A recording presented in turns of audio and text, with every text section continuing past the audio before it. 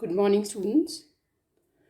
British संसद की प्रभुसत्ता की जो चर्चा हमने पहले क्लास में की, उसी चर्चा को आगे बढ़ाते हुए कि जो ब्रिटिश ब्रिटिश संसद की जो संप्रभुता है, उसकी जो प्रभुसत्ता है, उसकी परिसीमाएं क्या हैं, क्या चीज़ें हैं जो उसके ऊपर उसको सीमित करती है, उसको बांधती है। संसद की संप्रभुता केवल एक कानूनी कल्पना है, इसमें व्यवहारिक पहलू की उपेक्षा की गई है। जो हम उसकी जो सैद्धांतिक रूप में, थियोरेटिकल रूप में ये लगता है कि संसद संप्रभु है, वो जो चाहे वो कर सकती है। वैधानिक रूप से पूर्ण प्रभुत्व संपन्न होते हुए भी संसद की शक्ति पर व्यवहारिक दृष्टि से अनेक परंपराओं और राजनीतिक यथार्थताओं का बंधन है। तो वैधानिक एज लॉफुली, लीगली, वैधानिक रूप में वो संप्रभु है, लेकिन फिर भी उस पर कुछ बंधन है, व्यवहारिक बंधन है। संसदीय संप्रभुता पर निम्नांकित बंधन स्पष्ट रूप से दिखाई देते हैं। पहला, जनमत। संसदीय संप्रभुता पर यह एक प्रतिबंध है, एक व्यवहारिक प्रतिबंध है। विधि संबंधी सारे प्रस्ताव व्यावहारिक तथा नैतिकता की कसौटी पर कसे जाते हैं।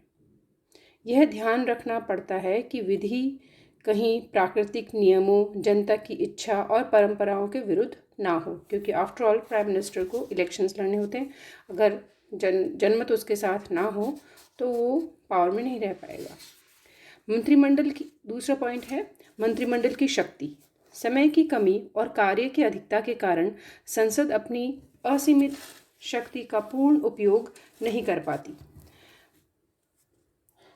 मंत्रिमंडल उसका नेतृत्व करता है।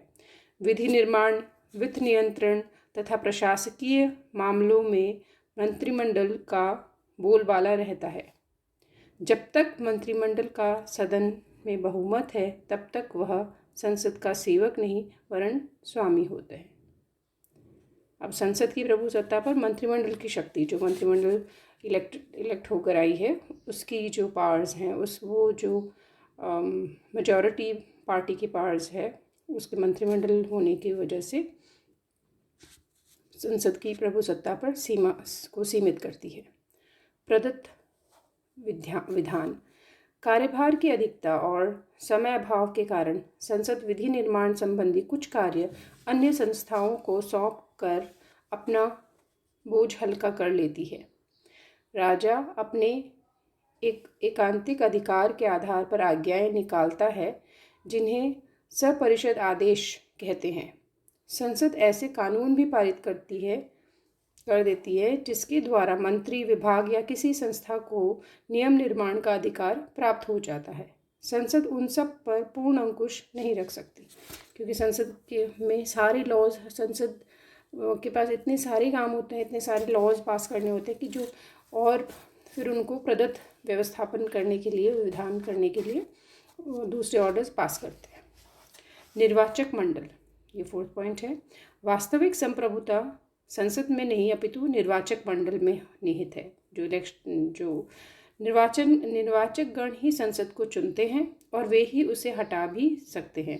अतः संसद को निर्वाचकों की प्रतिक्रिया को ध्यान में रखते हुए ही अपना कार्य करना पड़ता है।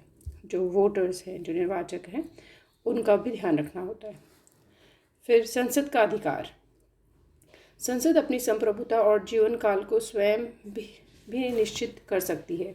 संसद ने ही अपने अधिनियम 1911, पार्लियामेंट एक्ट ऑफ 1911 द्वारा अपने जीवन काल 7 वर्ष से हटाकर 5 वर्ष कर दिया था।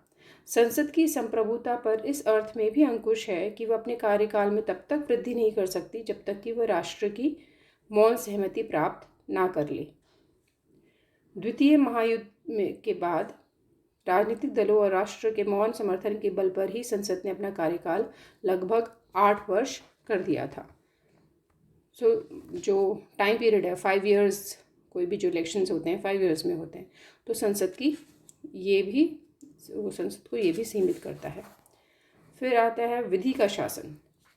ब्रिटेन में संसद की संप्रभुता और विधि का शासन दोनों एक दूसरे से मिलते जुलते हैं।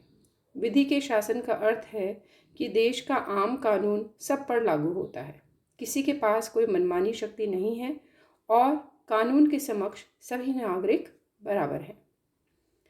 संसद की संप्रभुता तभी तक सही है जब तक विधि का शासन लागू रहता है। संसद उसका उल्लंघन नहीं कर सकती।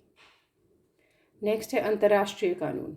संसद यद्यपि वैधानिक रूप से अंतर्राष्ट्रीय कानूनों के विरुद्ध विधियों का निर्माण कर सकती है, लीगली वो कर सकती है, किंतु व्यवहार में उसे उसका आदर करना पड़ता है।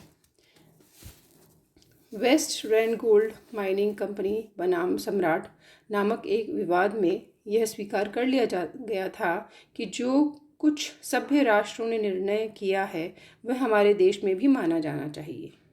अंतर्राष्ट्रीय विधि द्वारा स्वीकृत नियमों का पालन करना सभ्य राष्ट्रों का दायित्व समझा जाता है। इससे भी संसदीय सर्वोच्चता सीमित होती है। 8वां पॉइंट है संसद का संगठन।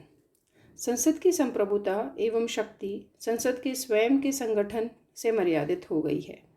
संसद की रचना 3 अवयवों से मिलकर हुई: लोकसदन, लॉर्ड सभा तथा राजा।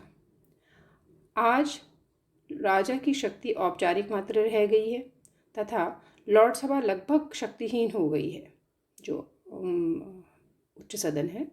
व्यवहारतः लोकसदन ही संसद की शक्तियों का प्रतीक है, किंतु फिर भी विधि निर्माण में विशेष प्रक्रियाओं को अपनाने के कारण तीनों अव्यय किसी न किसी रूप में एक दूसरे को नियंत्रित करते हैं तथा शक्तियों को केवल लोकसदन में केंद्रीभूत होने से रोकते हैं।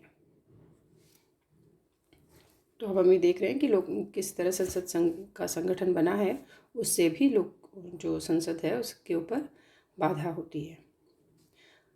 अंतर्राष्ट्रीय संगठन। संसदीय संप्रभुता पर अंतर्राष्ट्रीय संगठन की भी व्यवहारतः प्रतिबंध का कार्य करती है। संयुक्त राष्ट्र संघ द्वारा पारित प्रस्तावों को ब्रिटेन द्वारा भी मान्यता दी जाती है। राष्ट्रमंडल की भावना के अनुरूप भी ब्रिटिश संसद आचरण करती है।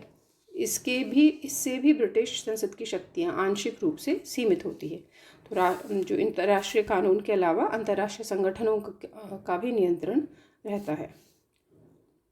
फिर 10th पॉइंट है ब्रिटेन के अंतर्राष्ट्रीय संबंध। ब्रिटेन के अन्य राष्ट्रों के साथ संबंध भी ब्रिटिश संसद की स्थिति को सीमित करते हैं। वह अपने मित्र राष्ट्रों के विरुद्ध कोई विधि नहीं बनाते हैं तथा कोई ऐसा कार्य नहीं करते जिससे कि कानून उन संबंधों पर प्रतिकूल प्रभाव पड़े। तो इस तरह हम ये देखते हैं कि संसद की जो प्रभुसत्ता है, थियोरेटिकली वो पूर्ण रूप से संप्रभु है, उसके ऊपर कोई नियंत्रण नहीं है, लेकिन व्यवहार में हम ये देखते हैं कि कुछ प्रचलन है, कुछ संगठन है, कुछ नियम है जिसकी वजह से वो अपनी मनमानी नहीं करता है।